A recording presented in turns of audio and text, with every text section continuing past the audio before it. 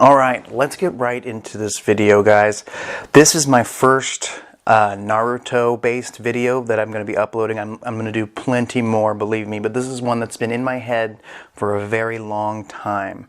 Let me start by saying I absolutely love Naruto Part 1 pre-time skip. It was almost perfect. I've seen every episode of the pre-time skip Naruto at least 3 times. And I've read the manga. I've actually thought about making this video so much over the last year after I read the manga.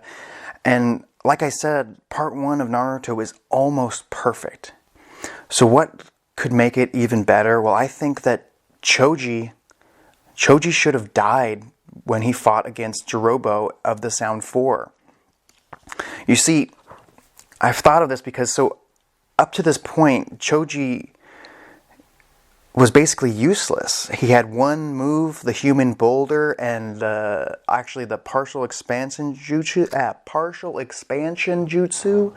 which at this point really hadn't done much damage at all to anyone. He had gotten completely one-shotted by Dosu in the tuning exams, but this fight with Jirobo, we learned that Choji didn't really have confidence to be a ninja. He was kind of just a shy little kid, and was really only becoming a ninja for the sake of his bloodline as head of the Akamichi family. But he really just liked some good food and seemed to just want to relax. He was a shy kid forced into this ninja life, just trying to really impress his dad. I mean, a lot of people have been there, just trying to live up to the family expectation.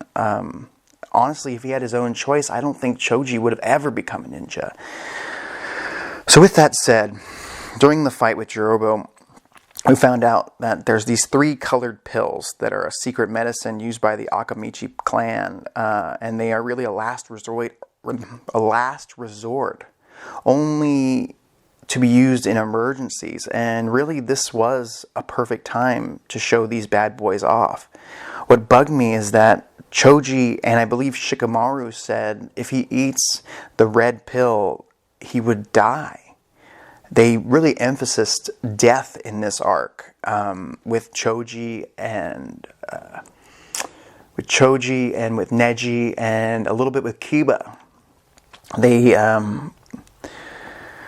But I mean, when it came down to it, Choji does eat the red pill and beats his opponent thanks to it. But thanks to Tsunade, he survives this so-called deadly red chili pill, which I believe was a mistake. This whole arc, in my opinion, was a way to show these kids, Shikamaru, Naruto, Neji, Kiba, and Choji, and Rock Lee, and even the Sand 3, that being a ninja is no game. It has consequences. But the only consequence that came from this arc is Sasuke got away.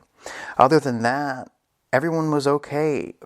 Even Orochimaru lost 5 soldiers, 5 of his best men and women. So really, you might be able to call it a slight success, eliminating the Sound 4 and keeping Orochimaru from getting Sasuke's body, at least for a while. I really believe that the moment Choji was sitting by the tree, thinking about his friends, thinking he was going to die, he was just realizing he didn't know how many friends he had up until this point. He thought his only friend was Shikamaru, but he realized it was the ultimate send-off for him. It would have made him a legend. It would have given Shikamaru the ultimate arc of wanting revenge, not only from Orochimaru, but he would want to fight Sasuke.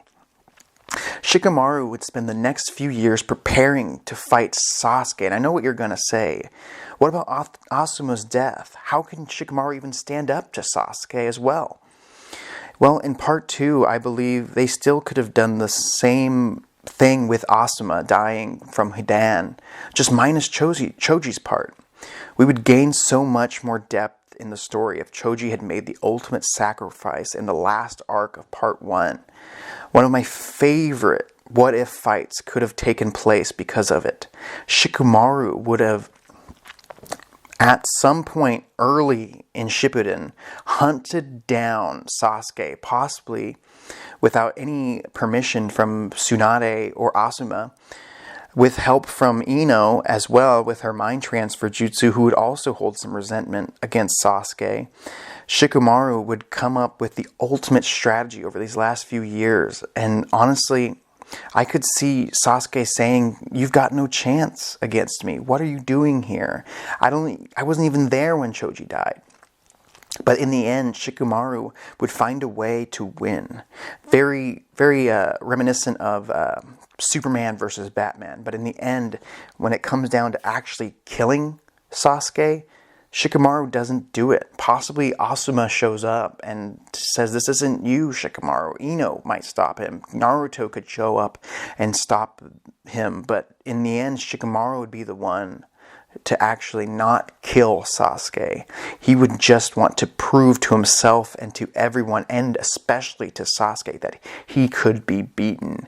Of course, before he could be captured, Orochimaru or Kabuto would come in and save him, but it would be such an amazing fight.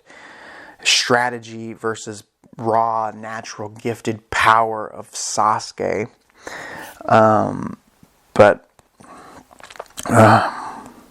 because Choji's death would spark a will of fire among all of his former teammates that would be felt through the rest of the entire series. And I feel definitely someone should have died during the Sound 4 arc. If not Choji, Kiba. If not Kiba, even my favorite character, Rock Lee, could have died against Kimimaro. Well, thank you for listening. Please like, subscribe. If you have any thoughts on my ideas or want to add to this, please let me know. I'm Mr. Morfetto, and I'll be back with more Naruto reviews soon.